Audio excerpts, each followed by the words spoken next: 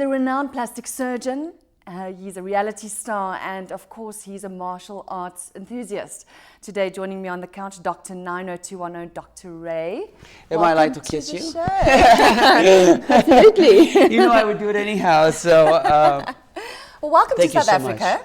I love it here. Is this your first time?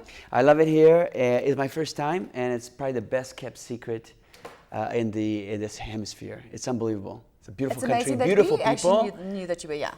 And very kind, great architecture, just a great country. It's a gem. And you said beautiful girls. You did say that. And the girls are drop dead gorgeous. It's not even possible. From somebody who judged Miss Venezuela, Miss USA, Miss Brazil several times, the quality of beauty in this country is unthinkable.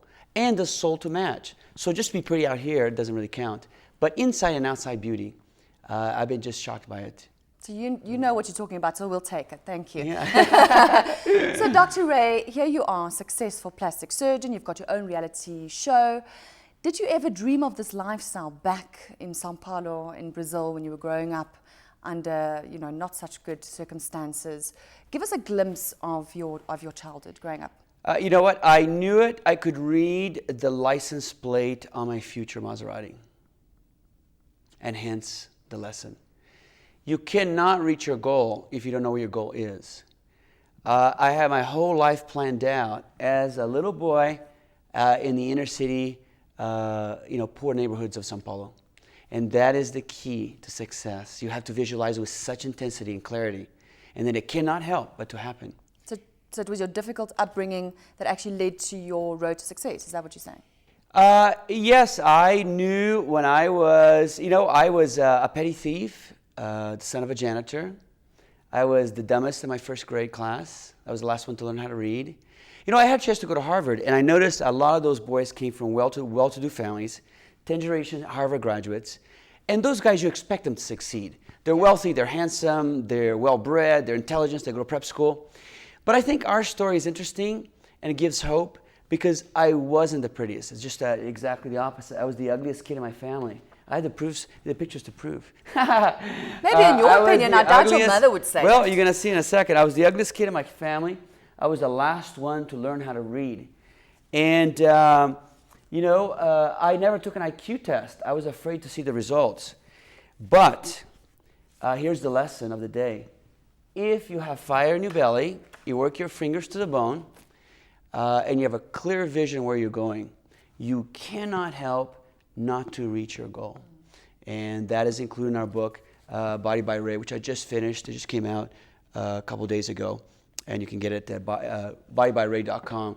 But, and I knew early on, I had been to jail twice. Why did you go to jail? Tell us the story.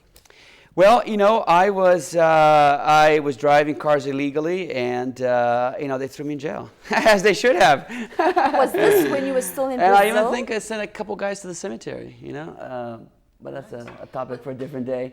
It was a rough, upbringing. Was this in Brazil, or was this when you moved to the States already? I had already moved to the Utah. States for some of those things. And you were adopted by a Mormon family? I was adopted by Christian missionaries that knocked on my door, right, and raised me in Utah. Mm-hmm. So, but then you got back to I don't have the picture, but trust me, I was the ugliest kid in my family, and it just goes to prove that anyone can achieve anything.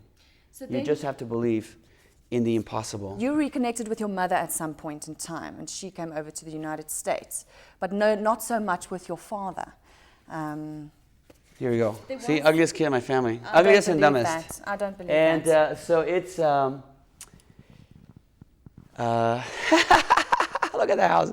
Broken glass, look at the walls. It was awful. But today, I'm happy of that beginning, because it gives a lot of young people, hey, Dr. Rey can do it, I can do it too. It's inspiring. So getting back to your dad, there was an episode on 90210 where you went back to Brazil to see your father. What is the relationship like today? I had a really anger issues. Think about it. I cut for a living and I fight for fun. Yeah. You don't have to really be Freud to understand me. And it's very cute when you're 18. It might even be amusing when you're 25. But when you start pushing 35, 40, 45. If you cross me, if you cut me off on a road in Los Angeles, I would literally, if you're a man, if you're a girl, you just have to let it go. But if it's a guy, I would follow you home. I would rip you out of your car, and I would beat you in front of your son. This is not good. This is bad anger. Yeah. And I thought I had to resolve that. Plus, for so long in Sunday school, they had been teaching me to forgive.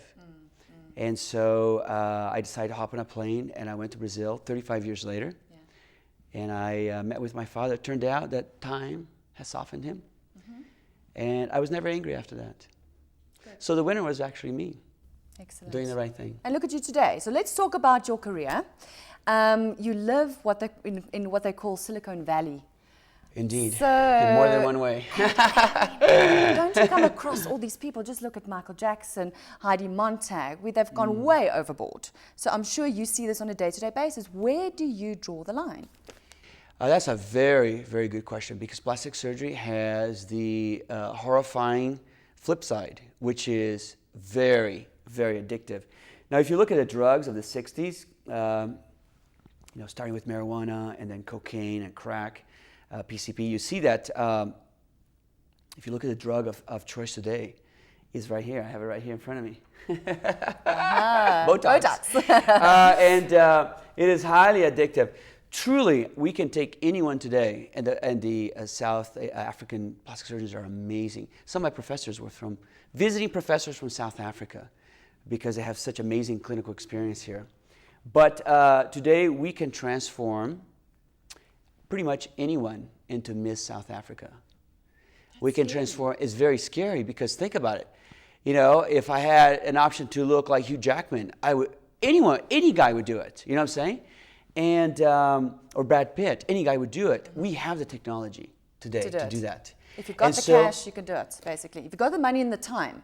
Yeah, not even the cash, if you're just willing. You know what I'm saying? I don't take any money out of my practice at all, zero. Whatever we make, any rich lady we operate on, we just do 3 cleft lips. So we don't take any money at all.